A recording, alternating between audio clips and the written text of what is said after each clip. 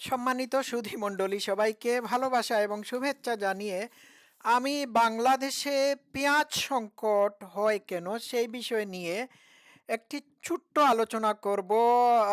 পেঁয়াজ নিয়ে বাংলাদেশের সমস্যা হয়, পেঁয়াজের দাম বেড়ে যায়, মানুষ পেঁয়াজ এফোর্ড করতে পারে না।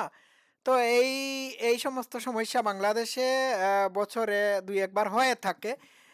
তো এর পিছনে অনেকে মনে করে থাকেন ভারত থেকে পেঁয়াজ পর্যাপ্ত পরিমাণে না আসার কারণে এটি হয়ে থাকে। এটি অন্যতম কারণ হতে পারে, কিন্তু আরও কিছু কিছু কারণ আছে যেগুলোর জন্য বাংলাদেশে পেঁয়াজের সংকট দেখা দেয়। আর সংকট দেখা দিলে পরে পেঁয়াজের দাম বৃদ্ধি পায়।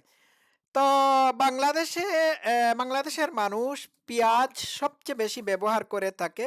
পেঁয়াজ মশলা হিসাবে খাবার দাবারে ব্যবহৃত হয়, সালাদ থেকে শুরু করে আরও বিভিন্ন আহ, খাদ্য তৈরির ক্ষেত্রে পেঁয়াজের ব্যবহার ব্যাপকভাবে হয়ে থাকে। তো বাংলাদেশ সবচেয়ে বেশি পেঁয়াজ আমদানি করে থাকে ভারত, মিয়ানমার, চীন, মিশর, তুরস্ক এই সমস্ত দেশ থেকে। হ্যাঁ, তো এই সমস্ত দেশ থেকে পেঁয়াজ আমদানি করে, কিন্তু ঘাটতি মেটানোর পরেও অনেক সময় দেখা যায় পেঁয়াজের আম, দাম বেড়ে যায়। তো বাংলাদেশ বেসিক্যালি পেঁয়াজের জন্য ভারতের উপর নির্ভরশীল। এর পিছনে কারণ হচ্ছে বাংলাদেশ যেহেতু ভারতের প্রতিবেশী রাষ্ট্র, আহ, স্থলপথে ভারত থেকে কম খরচে পেঁয়াজ আমদানি করা বাংলাদেশের জন্য সহজ, যার কারণে বাংলাদেশ ভারত থেকেই পেঁয়াজ আমদানি করে থাকে। এটি হচ্ছে ব্যবসায়িক কারণ। তো ব্যবসায়িক কারণে এটি হয়, আর পার্শ্ববর্তী দেশের সাথে তো ব্যবসা বাণিজ্য থাকতেই হবে। আচ্ছা, ঠিক আছে।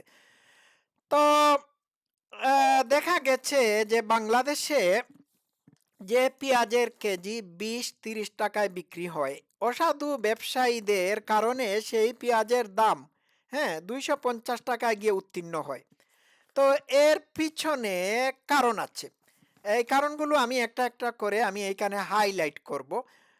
তো অসাধু ব্যবসায়ীদের কারণে নিত্য প্রয়োজনীয় পেঁয়াজের দাম 250 টাকা পর্যন্ত যায়, এটা তো আপনারা অবশ্যই জানেন।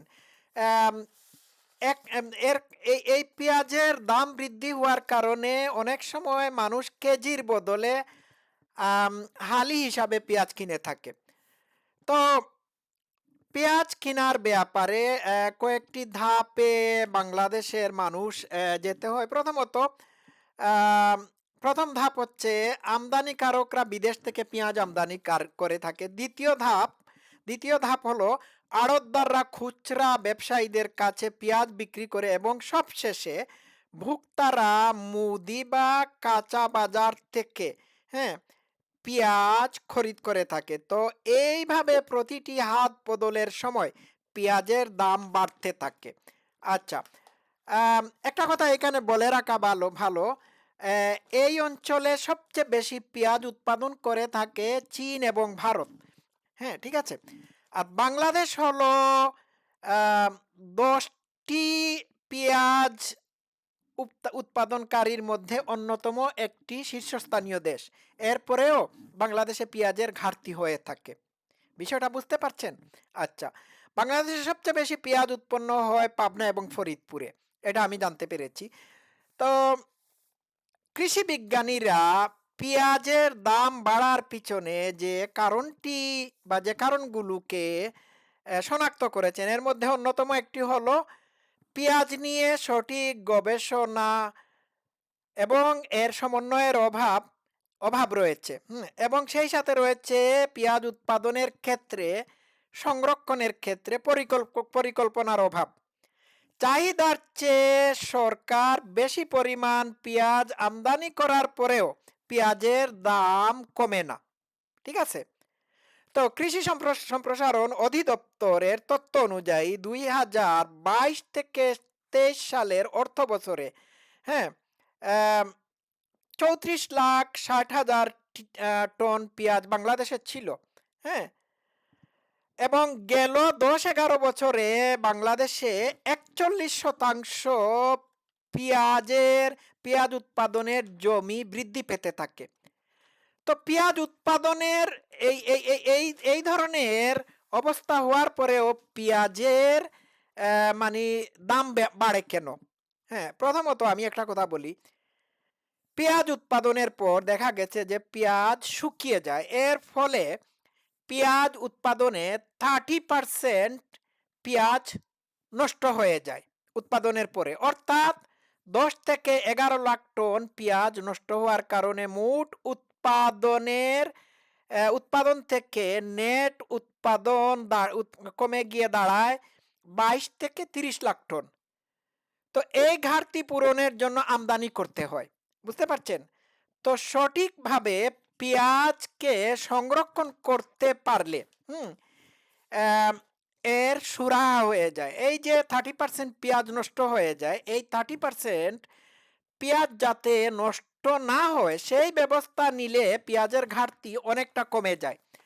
তো আমি আগেই বলেছি যেহেতু বাংলাদেশ পেঁয়াজের জন্য ভারতের উপর নির্ভরশীল, আহ, সেই হেতু ভারত থেকে পেঁয়াজ আমদানি বন্ধ হয়ে গেলে পরে বাংলাদেশে পেঁয়াজের সংকট দেখা দেয়, পেঁয়াজের দাম বৃদ্ধি পেয়ে যায়।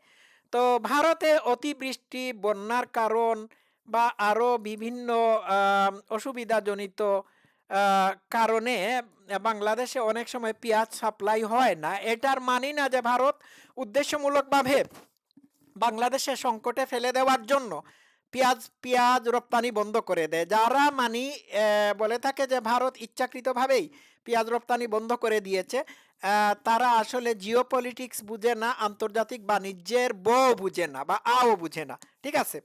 তো এইখানে আরেকটি কথা বলি, যে সময় বাংলাদেশের অসাধু ব্যবসায়ীরা শুনে থাকে যে ভারত থেকে পেঁয়াজ আসতেছে না, তখন তারা পেঁয়াজের দাম দ্বিগুণ ত্রিগুণ পরিমাণে বাড়িয়ে দেয়। এইভাবে তারা কৃত্রিম সংকটের সৃষ্টি করে। তো মুনাফা লোভীদের ঘৃণ্য ঘৃণ্য প্রয়াস বা ঘৃণ্য মন মানসিকতার কারণে পেঁয়াজের দাম বৃদ্ধি পায়। বিষয়টা বুঝতে পারছেন? তো এখানে করাপশন দায়ী, ব্যবসায়ীদের করাপশন দায়ী।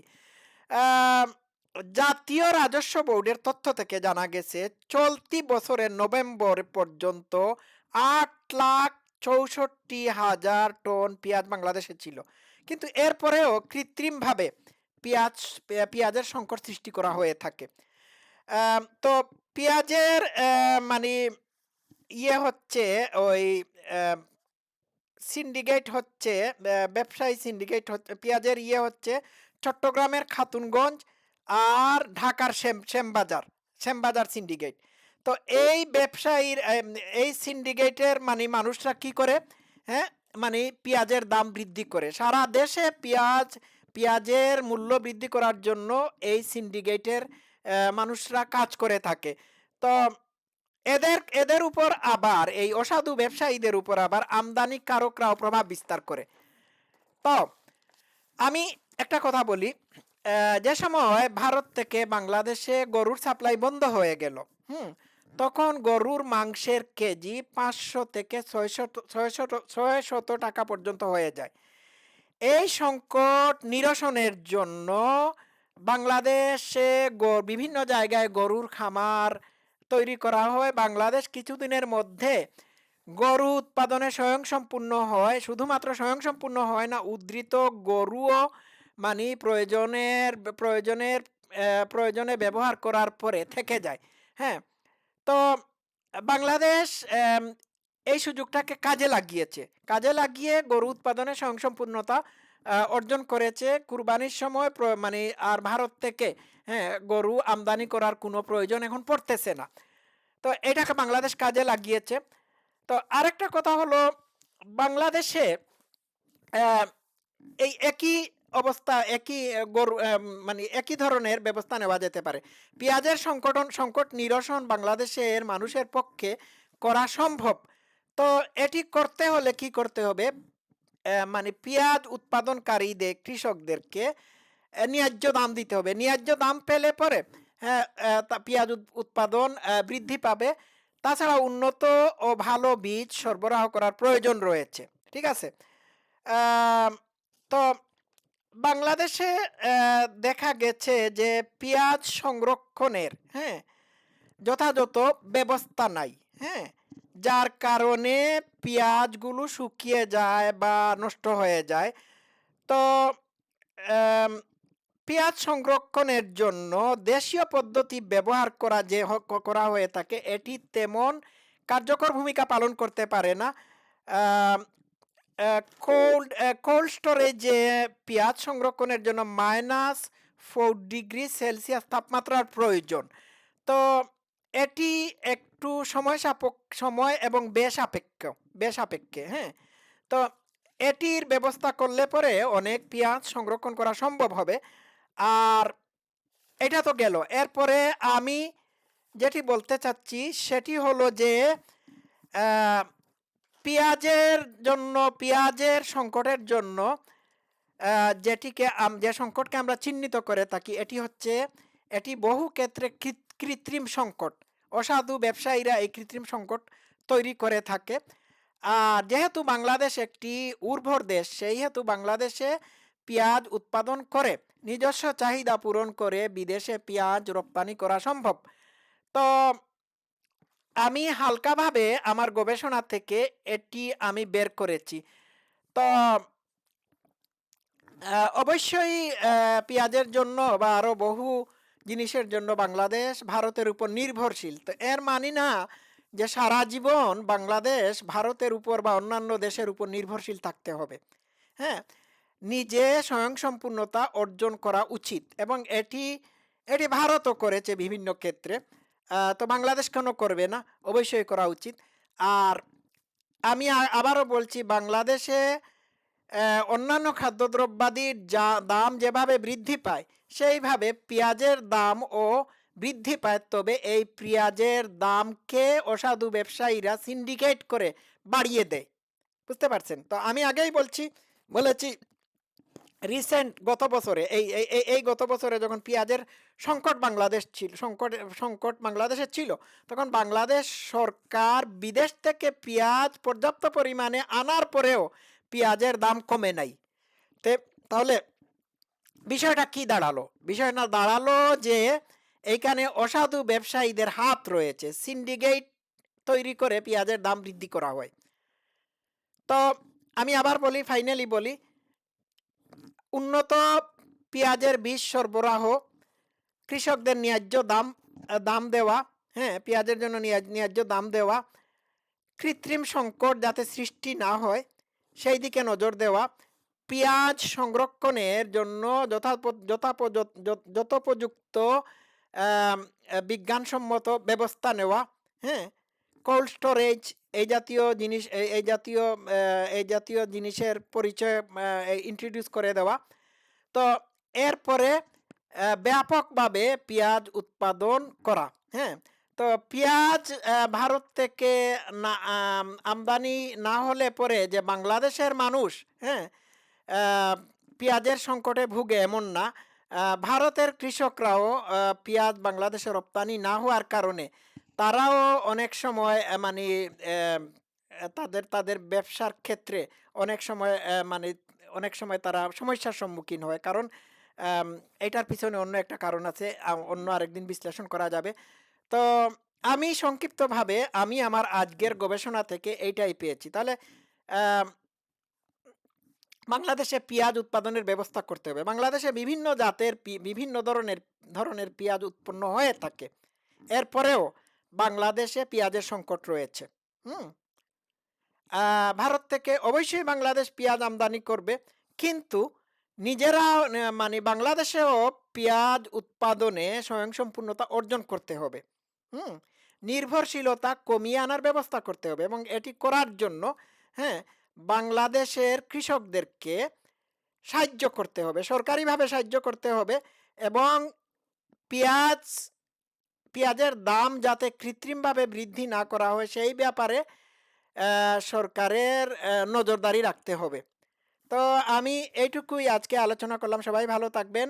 লাভ ইউ অল। হ্যাঁ, থ্যাংক ইউ সো মাচ।